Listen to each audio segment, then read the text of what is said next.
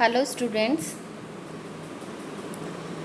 आपके BA second year में जो सामाजिक समस्याएं वाला जो पेपर चलता है, हम उसमें पिछले वीडियो में हमने पढ़ा था कि सामाजिक समस्याएं क्या होती हैं, इनका अर्थ क्या होता है, परिभाषाएं क्या होती हैं, वो सब हमने लास्ट वीडियो में पढ़ा था।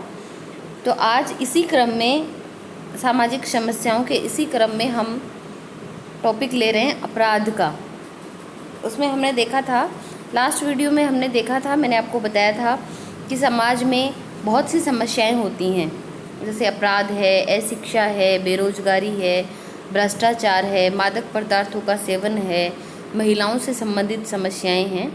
ये सब सामाजिक समस्याएं हैं।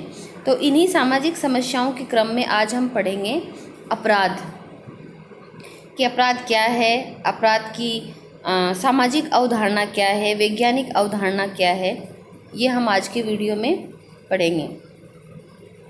तो अपराध के बारे में लिखा है, समाज के नियमों का उल्लंघन, असामाजिक एवं अनैतिक कार्य अपराध कहलाता है। समाज के नियमों का उल्लंघन, ये आपने फर्स्ट ईयर में पढ़ा होगा, उसमें फर्स्ट पेपर में, कि सामाजिक मूल्य है ना। तो उस सामाजिक मूल्य वाले में ये था कि समाज की नियम जो बने हुए हैं, सामाजिक व्यवस्था बनी रहे, उसके लिए समाज में जो नियम बने हुए हैं उन नियमों का उल्लंघन, असामाजिक एवं अनैतिक कार्य अपराध कहलाता है। मतलब समाज के जो नियम बने हैं उनके खिलाफ, उनके विरोध में कोई भी काम हो रहा है वो अपराध है। अपराध विचलनकारी एवं अनैतिक व्यवहार होते हैं जिनका निर्णय समाज द्वारा किया जाता है। कौन सी चीज़ अपराध की श्रेणी में है, कौन सा कार्य अपराध की श्रेणी में नहीं है, इसका निर्धारण कौन करता है? समाज द्वारा किया जाता है। क्योंकि समाज में जो नियम हैं वो समाज द्वारा बनाए जाते हैं और उन नियमों के विरोध में कौन सा कार्य है, इसका निर्धारण भी समाज द्वारा ही किया जाता है। अपराध की अवधारणा भिन्न भिन्न समाजों और उनके विभिन्न कालों के अनुसार भिन्न भिन्न होती है। ठीक है, अपराध की अवधारणा भिन्न भिन्न समाजों मतलब भिन्न भिन्न मतलब अलग अलग समाज। जैसे अभी भी कुछ परंपराएं ऐसी हैं जो एक विकसित समाज में नहीं होती, पर आदिवासी समाजों में अभी भी कुछ ऐसे आपराधिक परंपराएं चल रही हैं भिन्न भिन्न कालों के मतलब भिन्न भिन्न समय में।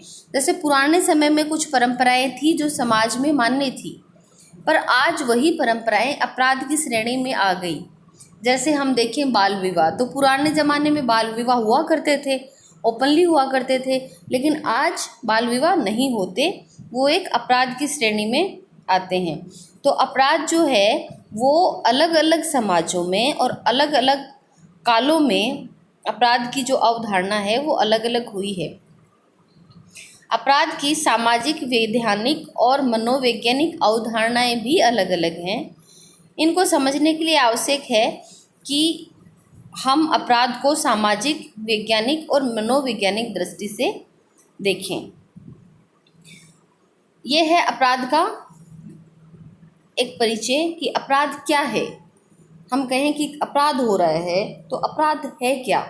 तो अपराध क्या है? समाज के नियमों का उल्लंघन या कोई भी असामाजिक व्यवहार या कोई भी अनैतिक व्यवहार जो समाज में मान्य नहीं है, वो अपराध है। अपराध का अर्थ क्या है? अपराध एक सर्वव्यापी तथ्य है। सर्वव्यापी मतलब हर जगह होने वाला। अपराध हर समाज में होता है। कहीं यह धर्म और नैतिकता से संबंधित है तो कहीं राजकीय नियमों और कानूनों से संबंधित है। अपराध की अवधारणाओं को 3 दृष्टिकोणों में बांटा गया है। एक है सामाजिक अवधारणा, दूसरी है वैधानिक अवधारणा और तीसरी है मनोवैज्ञानिक अवधारणा। तो सबसे पहले हम अपराध की सामाजिक अवधारणा को देखेंगे। सामाजिक दृष्टिकोण से समाज विरोधी कार्यों को अपराध के अंतर्गत माना जाता है। ये इसकी एक सीधी सी साधारण सी परिभाषा है कि सामाजिक दृष्टिकोण से समाज के विरोधी कोई भी कार्य, समाज के विरोधी कार्य से मतलब है कि समाज में व्यवस्था बनाए रखने के लिए जो नियम बनाए गए हैं उन नियमों के विरोध, उन नियमों के खिलाफ अगर कोई काम हो रहा है तो वो अपराध की श्रेणी में आता है। अब अलग अलग अलग अलग समाजशास्त्रियों ने अपराध की अलग अलग अवधारणाएं दी हैं, परिभाषाएं दी हैं। मतलब उन्होंने अपने अपने विचारों में और अपराध को क्या माना है ये है। तो इसमें है E.R. मोरर जो हुए हैं, उन्होंने बोला है कि अपराध सामाजिक मानदंडों का उल्लंघन है। ठीक है, मानदंड क्या है? वही है मानदंड, मूल्य, सामाजिक नियम, एक ही बात है। तो अपराध जो है वो सामाजिक मानदंडों का उल्लंघन है। ठीक है, फिर है रेडक्लिफ ब्राउन ने लिखा है कि अपराध उस आचरण का उल्लंघन है जिसके लिए दंड देने की व्यवस्था की गई है। आचरण मतलब व्यवहार, ठीक है, वो आचरण है मतलब उस तरीके जो व्यवहार समाज में मान्य नहीं है, वो व्यवहार अगर कोई करता है तो उसके लिए दंड की व्यवस्था की गई है। फिर है क्लीनार्ड। क्लीनार्ड ने 3 प्रकार के विचलनों का उल्लंघन किया है। पहला है सहन किए जाने वाला विचलन, ठीक है। दूसरा है वो विचलन जिनकी दबे रूप से निंदा की जाती है। तीसरा है वो विचलन जिनकी कड़ी निंदा की जाती है। तो इन्होंने विचलन मतलब समाज के व्यवहार को या समाज के नियमों के उल्लंघन को 3 भागों में बांटा है। एक वो कि समाज के जो नियम बने हैं उनके खिलाफ अगर थोड़ा बहुत, उनके विरोध अगर कोई थोड़ा बहुत आचरण होता है जो ठीक है इग्नोर किया जा सकता है, सहन किया जा सकता है।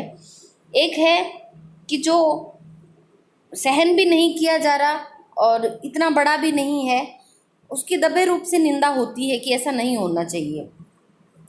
और तीसरा विचलन, तीसरा व्यवहार ऐसा है कि जो तो बर्दाश्त किया ही नहीं जाता, मतलब उसके लिए तो कोई ना कोई दंड की व्यवस्था होनी ही होनी चाहिए, वो विचलन अपराध है।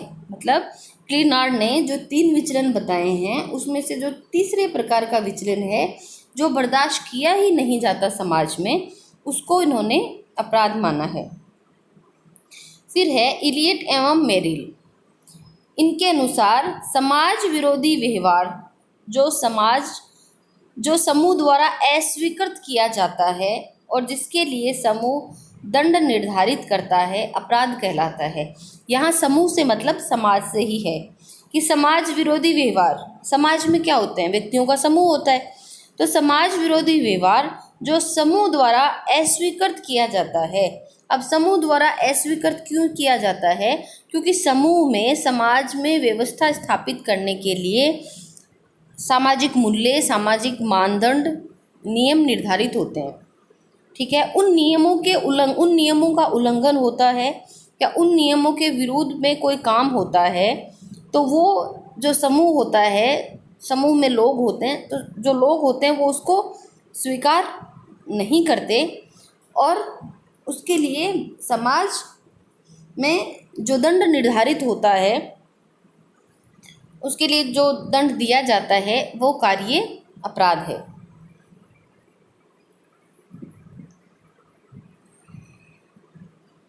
तो आज के इस वीडियो में हमने अपराध क्या है और अपराध की जो 3 अवधारणाएं हैं, सामाजिक अवधारणा, वैज्ञानिक और वैधानिक और मनोवैज्ञानिक, तो इसमें सामाजिक अवधारणा के बारे में हमने पढ़ा कि अपराध की सामाजिक अवधारणाएं क्या हैं और वैधानिक और मनोवैज्ञानिक अवधारणाएं जो हैं ये हम इसके नेक्स्ट वीडियो में पढ़ेंगे। धन्यवाद।